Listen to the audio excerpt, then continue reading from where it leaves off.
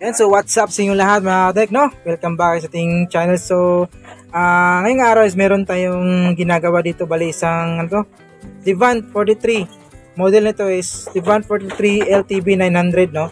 So meron lang akong i-update or ibabahagi dito sa unit na to.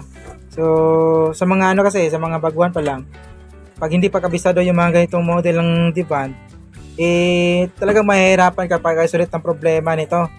So akalain mo yung problema mainboard, pero hindi pala mainboard yung problema. So iba yung kanyang pinanggalingan ng problema, kasi yung unit na to kapag napapundi yung kanyang, may pundi yung backlight. Siyempre pag pundi yung isang backlight, hindi na siya ilaw, mapoprotect yung kanyang system.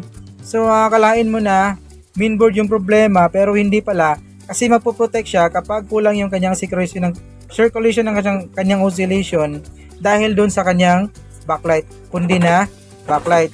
So ito, meron tayong ikinabit, ayan pansin nyo ba yan? Ito yung kanyang connection papuntang backlight niya. So tatanggalin natin yan. Ayan, kasi hindi yan, pundi yung backlight nito. Wait, ayan, tanggal natin. So para masiguro ko na iba yung problema, hindi ako nagpalit ng ng backlight agad, kasi maging useless yung trabaho natin. Kung nagpalit tayo ng backlight then may problema din yung ating mainboard. So paano lang kapag nagkabit tayo ng factory cut, naidikit na natin, tapos may problema pala yung mainboard natin, is anong gagawin natin? Tatanggalin na naman natin yung naidikit. So maging weak yung kanyang adhesive, at saka mas matrabaho yung gagawin natin yung pagtanggal ng factory cut na naidikit na natin dun sa unit. So ito yung mga tawag doon,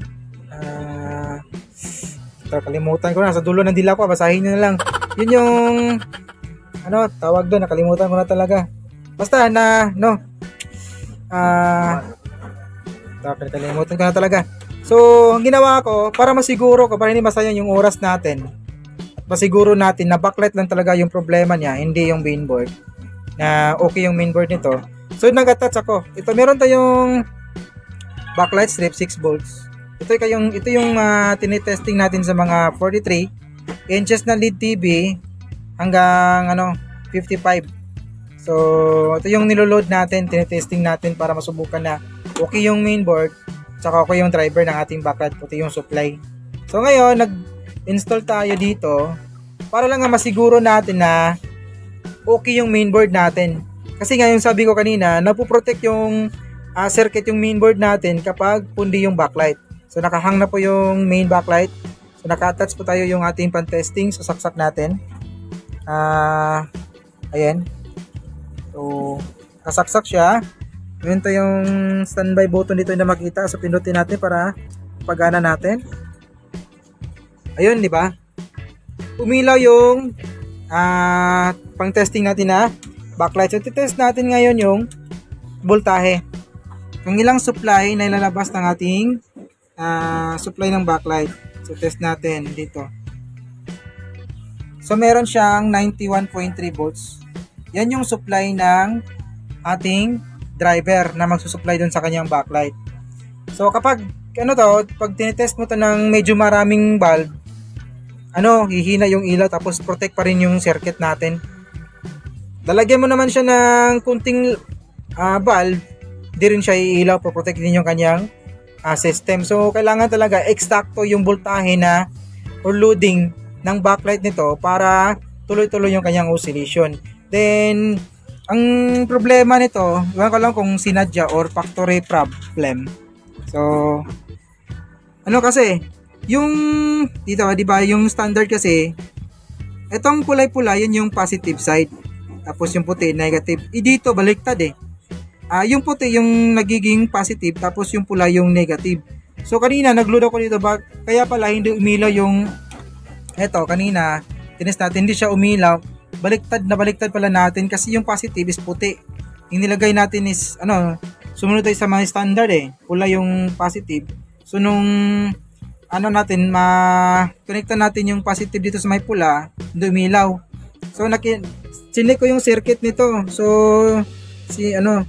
at sinik pa natin yung circuit kung saan talaga yung positive. So nakuha natin na baliktad pala, yung positive is kulay puti. Eto, So, sa mga baguhan dyan, or sa mga technician na hindi pa naka-experience ng ganitong model ng Devant, medyo mahirap to kapag hindi kabisado, no? Mahirapan ka talaga pag-isolate kung ano pa talaga yung problema. Sira ba yung mainboard or yung backlight lang? So, ito ngayon, check natin. Ito yung binabasin ko kasi kanina eh. Saksak natin ulit. Tapos, power on. Ayun, umilaw yung backlight, diba? So, yung supply ng backlight natin is 91. Dito ako nag-check kasi kung normal ba yung ating DC-DC or level shifter. DC-DC at level shifter dun sa may top board natin. Kasi yung T-con nito or top timing control is nasa mainboard na pinagsama. Yung tinatawag siguro na 3-in-1.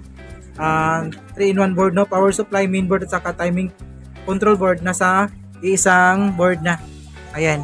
So dito, chinik ko yung nung kanina hindi pa na naglagay ng pang-testing na backlight or load na backlight. Itong LC1 at saka LC2 dito is bumabagsak sa kapag ino-on natin, lalabas naman yung kanyang swapping tapos bigla siyang babagsak. Yan. So ngayon, steady na siya. Yan, 30, negative 9, then 30. Ayan. Yung pinagbabasihan ko kapag good ba yung ating level shifter at saka DC-DC or yung ating timing control. So, punutin ko muna. Gagawin natin ngayon, tatanggalin natin yung niload natin na backlight na pang testing. Tapos, load natin yung kanyang backlight na punde. Titingnan natin para makita nyo na talagang mapuprotect yung unit na to.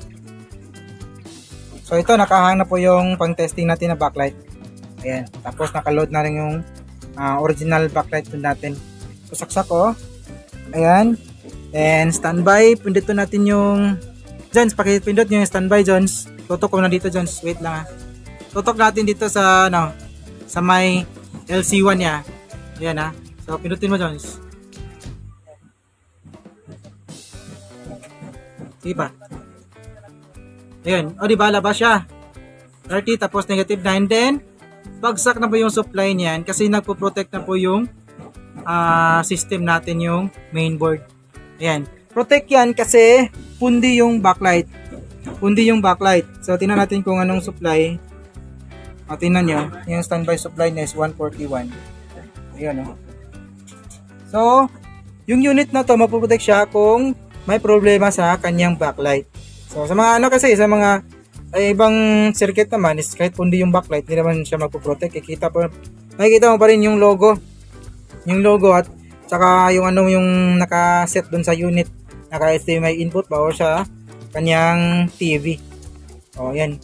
So ito lang yung gusto kong ibahagi kasi papalitan ito ng backlight, medyo matrabaho to. Then alam niyo naman kung paano mapalit ng backlight. So ito yung gusto kong ibahagi or i-share sa mga kapwa technician na hindi pa naka-encounter ng mga ganitong modelo ng Devant. So hanggang dito yung video natin mga paps. Maraming salamat sa mga nanonood, no? Make it as always, and this is your service Ryan Cruz Tech. See you in the next video. Bye-bye.